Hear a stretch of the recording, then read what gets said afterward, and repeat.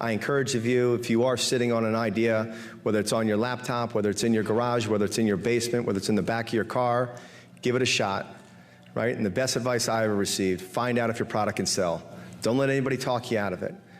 Give it a chance, try, make it happen. This is our greatest asset as a nation, and one that we have to continue to encourage. You don't have to go broke, you don't have to bet everything on it, but you can start one day at a time, taking a chance and seeing if you too can build a great company.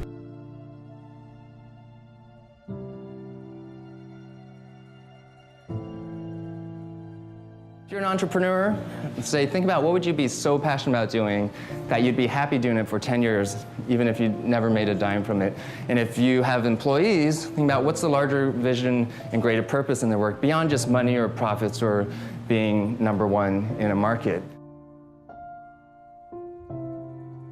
Don't allow anyone, friend, family, acquaintance, teachers, whoever it is, don't allow anyone to tell you that what you are dreaming for yourself and your family is not possible.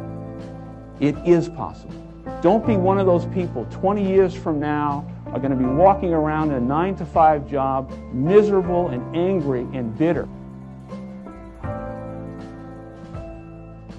So many things go wrong when you're starting a company, and often I think people ask, what mistakes should you avoid making? And my answer to that question is don't even bother trying to avoid mistakes, because you're going to make tons of mistakes, right? And the important thing is actually learning quickly from whatever mistakes you make and not giving up, right? And I mean, there are things every single year of Facebook's existence that could have killed us or made it so that it just seemed like moving forward and making a lot of progress just seemed intractable. But you just kind of bounce back and you learn, and nothing is impossible. You just have to kind of keep running through the walls. You see, the difference between a school teacher and an entrepreneur. In school, they punish you for making mistakes. Entrepreneurs know you're not going to learn anything unless you make a mistake. So I've made so many mistakes. I mean, last year I made a lot of mistakes. But each mistake I make, I get smarter. It's like standing up and falling down, standing up and falling down. It's like learning a language. You make a lot of mistakes. It's like riding a bicycle. It's like flying a plane. You make a lot of mistakes. And hopefully you live through it.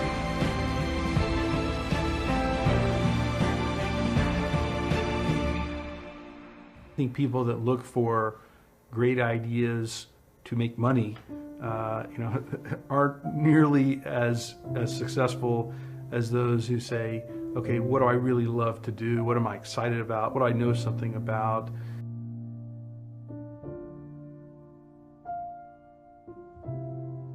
And don't let people who you may respect and who you believe know what they're talking about, don't let them tell you it can't be done. Because often they will tell you it can't be done, and it's just because they don't have the courage to try it.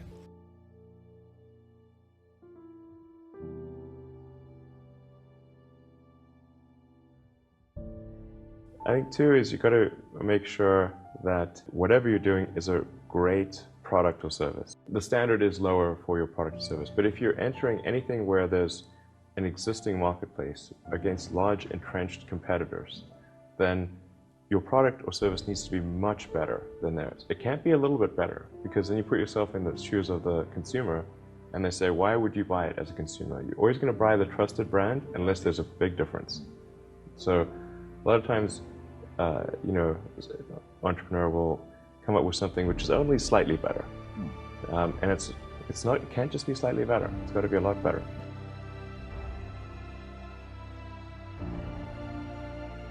The thing about being an entrepreneur is it's just all to you.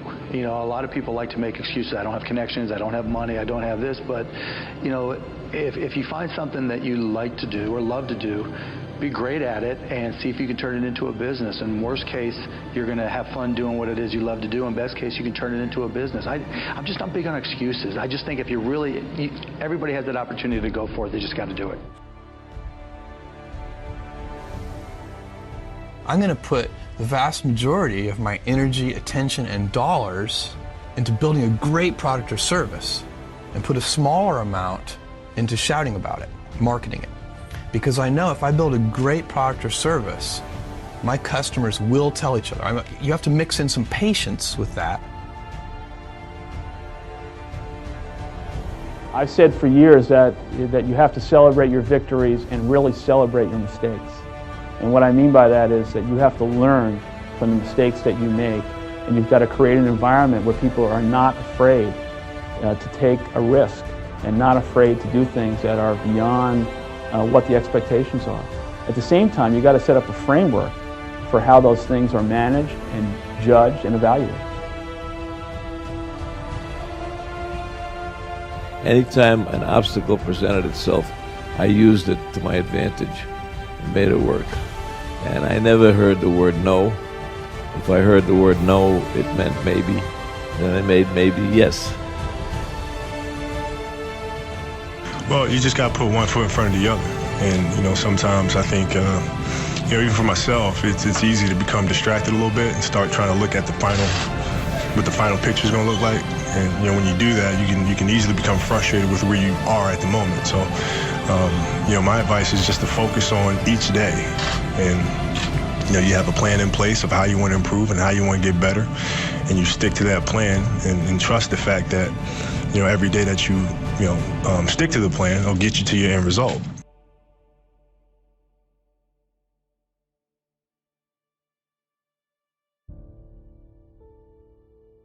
Don't necessarily think that you have to have the home run and the huge Apple computer on your first start. I spent a long time in my life with skills just building little devices for fun. For fun is one of the key things, because that drives you to think and think and think and make it better and better and better than you ever would if you're doing it for a company. Build things at first for yourself that you would want.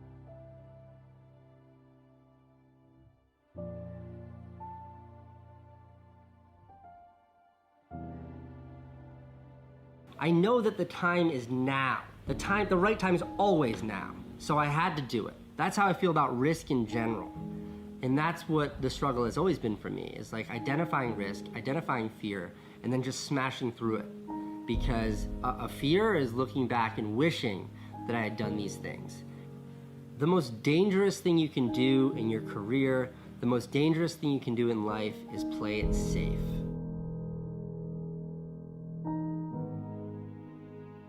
Mistakes are good things. Mistakes are good things, meaning if they're made in learning. In other words, mistakes are how we learn, because mistakes produce pain. And if you produce that and you convert that to learning, like for example, punishing people for mistakes is bad because they hide things. Where if you were to say to your kid who makes a mistake, the only thing you have to do is tell me what would you have done different in the future, and then we'll be good. That makes that a learning process. Or weaknesses. Everybody has has a number of weaknesses. The great people that I've seen in almost any area always have weaknesses. They just have known what their weaknesses are and have ways of getting around those weaknesses. Everybody's got will, and everybody's got dreams, and everybody's got aspirations, but it's only the people that really put in the time that get there. And I think I learned most that despite any setbacks, that if I just keep on grinding, I keep on working, that I usually can outwork people. And then, I also learned that no matter how many times you fail, it really doesn't matter. All it takes is one hit, and then everybody can call you an overnight success.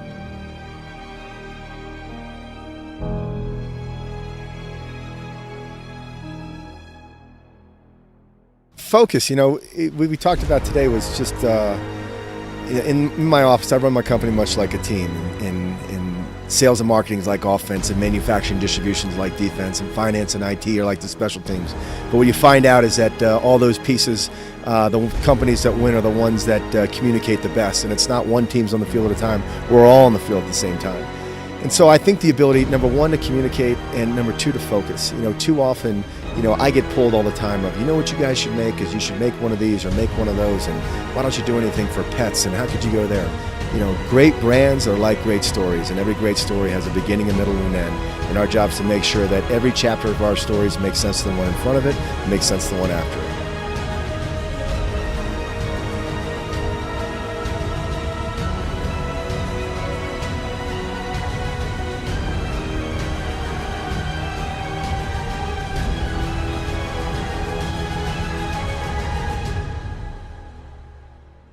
focus on signal over noise. A lot of companies get confused. They spend money on things that don't actually make the product better. So, for example, at Tesla, we've never spent any money on advertising. We put all of the money into R&D and manufacturing and design to try to make the car as good as possible. I think that's the way to go. So for any given company, just keep thinking about, are these efforts that people are expending, are they resulting in a better product or service? And if they're not, stop those efforts. So if you're a true entrepreneur, if you're sitting here like, no, I'm entrepreneur, I'm not just in the class, you need to seriously concentrate on where we are at this exact moment in the market and recognize how fruitful it is for you, how much of an advantage you have, and you may want to seriously consider and take advantage of it, because it could really go away in a second, and then you've got to wait like, if it collapses tomorrow, if there's a bubble burst, you're gonna have to wait 3 to 5 years to get your shot.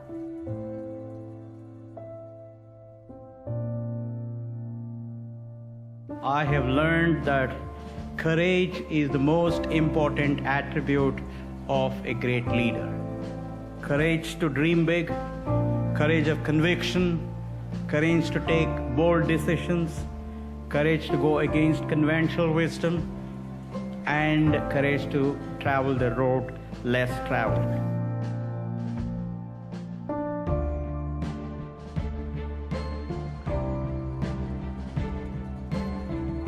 Do everything you can to survive and not to give up. As long as you tried everything you can, then if you fail, you'll sleep okay and you'll pick yourself up and you'll learn, when things are better, you'll learn from your mistakes and you'll start again. If, on the other hand, you give up too readily, you'll forever kick yourself. I wish you all the best of your best in your quest to, because I'm afraid there's going to be a lot of people who will fail. I think the other important thing is just not to take failure too seriously. It's something that happens to something like 80% of all small business people fail. You either go into Chapter 11 or actually go bankrupt. And that's a lot of people. And some people take that really badly. And they should realize that the important thing is just to learn from it and come back and start again. And an awful lot of really big multi-millionaires and billionaires who've been through 2 or 3 bankrupt companies in their lives have learned from them and have come back the stronger. Don't be embarrassed about your failure as long as you've tried everything you can to avoid it. Don't take it too personally.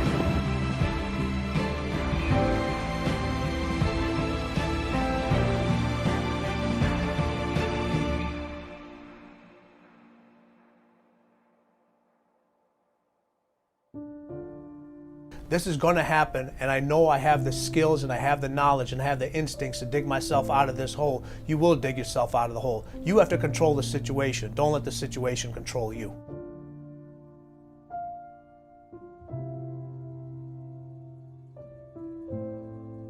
So, speaking of excuses, one of my other favorite ones is no excuses. No victim mentality. The world owes you nothing.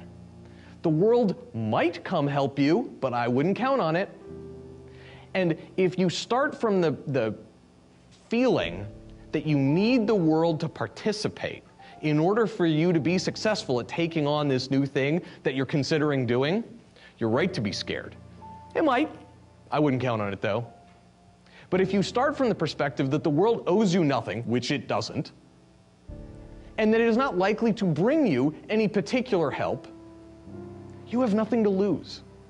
Because really, isn't that for every one of the people you brought onto your team, isn't that how you want them to feel when they report to you? You don't want excuses. That doesn't mean that you can't fail or that they can't ever fail.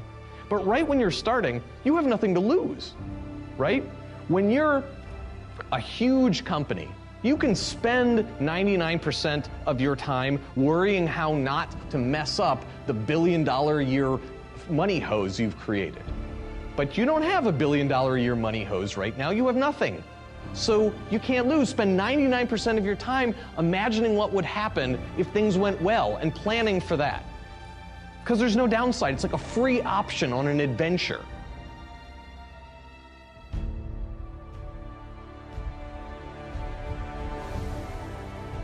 Okay? The secret is a load of crap, okay? Do I believe in manifestation? Yeah! Damn straight I do. But you got to take action. I'm one of those unfortunate people. I tried it. I really did. I swear I tried it. I read the books. Well, let me try, you know? So I sat there and I prayed for the check. Never came. But I went out and started taking action. Guess what? The check came with an extra couple of zeros.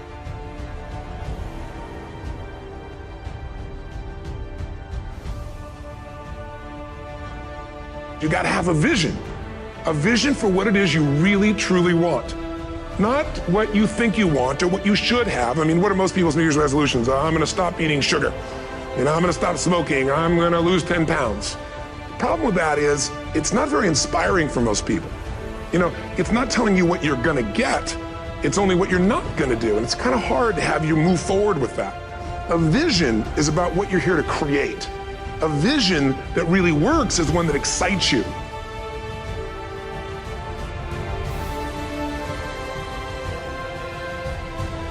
The two things we really zero in on people are, two things. They sound simple, they end up being very difficult. Courage and genius. Courage is the one we talk about a lot because it's the one that people can learn. Courage, which is to say not giving up in the face of adversity. Just being absolutely determined to succeed, is something that you can like force yourself to do. It can be very painful. You can force yourself to do it. The genius part is a little bit hard to force yourself to do.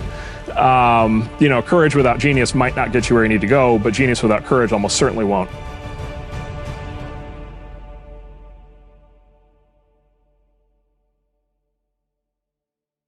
The most common error that I see in reasonably successful businessmen and women are that they try to do too many things and focus on the few, not the many.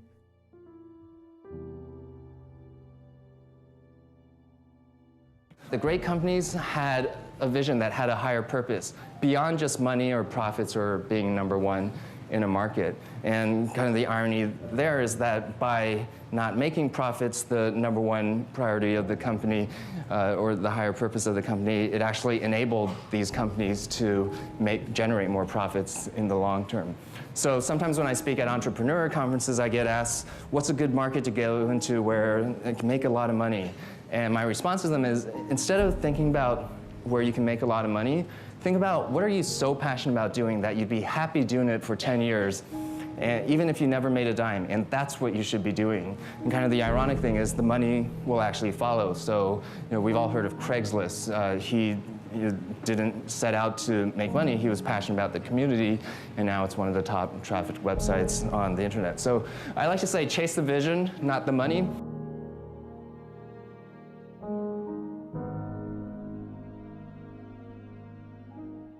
Most people, and here's the irony, is that most people don't have a compelling vision for their own future. They don't. They move through life setting goals.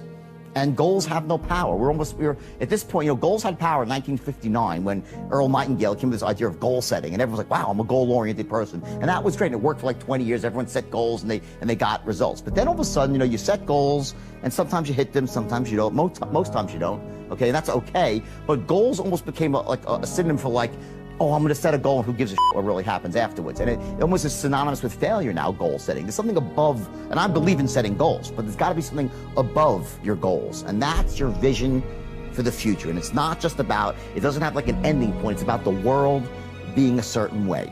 And that's inspiring to you. When you truly have a vision for your future that inspires you, you're going to jump up out of bed in the morning and feel great about going at life versus being miserable and going to a job you hate or living a life that doesn't empower you and just, every day moving through just almost like an automaton, not really, having the zest and the greatness of life. And I'm guilty. I've been there myself when I felt like I didn't really have a compelling vision for my own future and I felt like I was wallowing.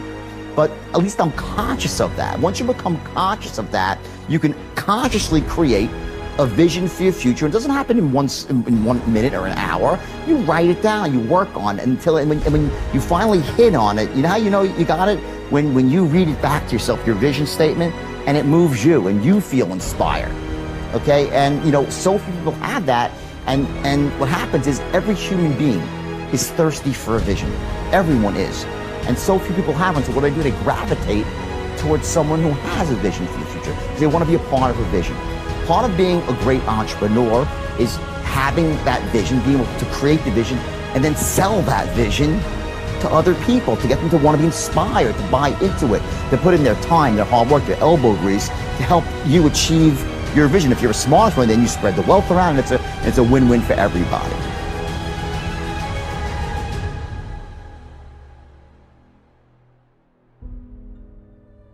It's not enough to have a great idea and the focus and the conscientiousness to see it to fruition. You must have the strength and the resolve and the courage to pursue that idea even when the rest of the world thinks you're insane. Time and time again, if you look at the stories of extraordinarily important entrepreneurs, there is almost always a moment when they are the only ones who believe in the value of what they're doing. You know, I tell in my book the story of, my book David and Goliath, the story of Ingvar Kamprad, the guy who founds IKEA. And the crucial moment in the story of IKEA is when he faces a boycott from the other furniture manufacturers in Sweden, and he's about to go out of business. And in desperation, he moves his operations across the Baltic Sea from Sweden to Poland and sets up shop in Poland. And that's what IKEA is. IKEA is essentially furniture shipped flat made in Poland. That's the original elevator pitch for IKEA. What's interesting about that is he does it in 1961. At the height of the Cold War, at a time when East and West, communist world and free world are closer to outright war than at any other time in history, a guy living in the West, Sweden, crosses the pond to Poland, the Iron Curtain, and sets up shop. You cannot imagine what a controversial move that was. That would be like Walmart opening operations in North Korea. Literally, it's on that level of kind of eyebrow raising, you've got to be kidding me, who is this guy kind of thing. But he does it, and he persists, and he turns his back on all those critics. Why? Because he is a deeply disagreeable person. Didn't need people to agree with him, right? And that's how he's able to build IKEA into this extraordinary runaway success story. That's very hard to do. As human beings, we are hardwired to want the approval of our peers.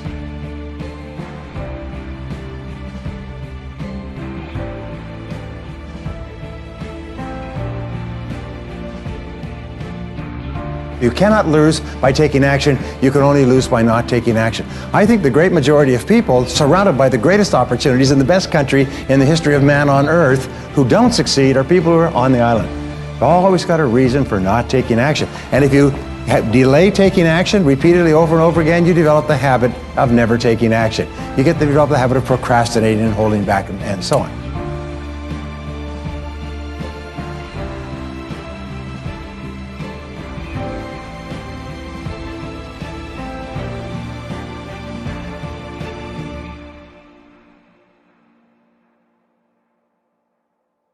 So many people talk about doing something or say, what if?